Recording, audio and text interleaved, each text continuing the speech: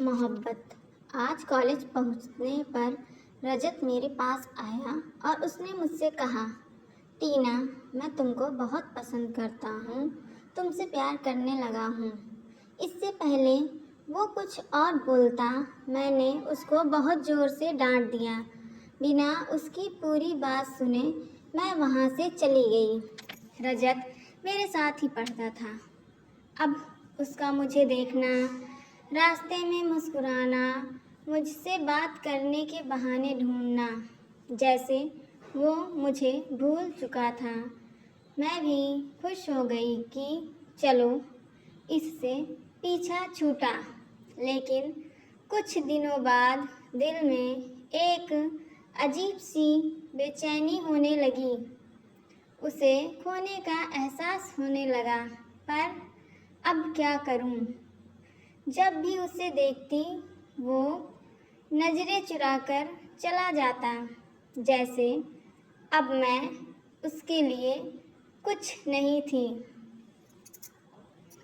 उसकी वो अनदेखी अब मुझे परेशान करने लगी, जैसे अब उसकी दुनिया में मेरी कोई जगह ही ना रही हो।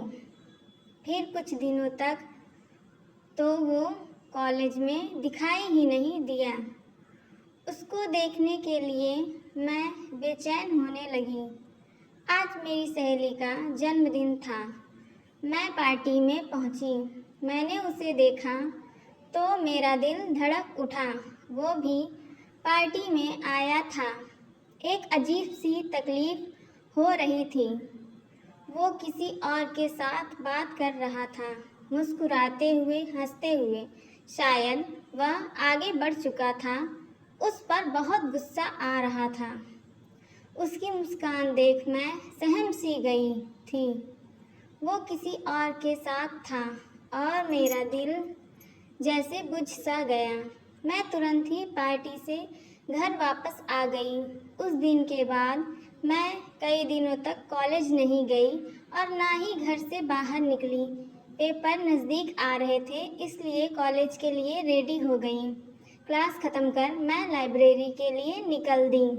रास्ते में अचानक ही रजत नज़र आया। उसने मुझे नहीं देखा। मैं नज़रें झुकाकर वहाँ से निकल जाना चाहती थी, लेकिन फिर उसकी नज़र मुझ पर पड़ी। कुछ पल के लिए वो ठिठका, फिर मेरी तरफ बढ़ने लगा। सुनो, वो लड़की बस मेरी अच्छी दोस्त है, उसने जल्दी से सफाई दी। तुम गलत मत समझो। मैंने कहा, कौन लड़की? उसने कहा, उस दिन पार्टी में मुझे दूसरी लड़की के साथ देखकर तुम पार्टी से चली गई थी। मेरे दोस्त ने मुझसे बताया।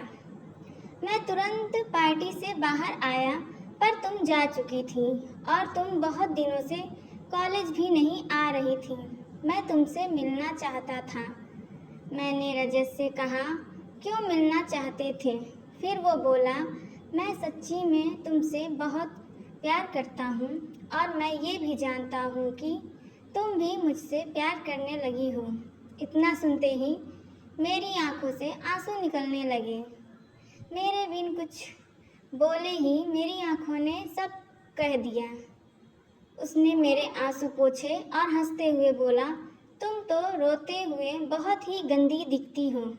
अचानक ही मेरी हंसी छूट गई और वो भी हंसने लगा।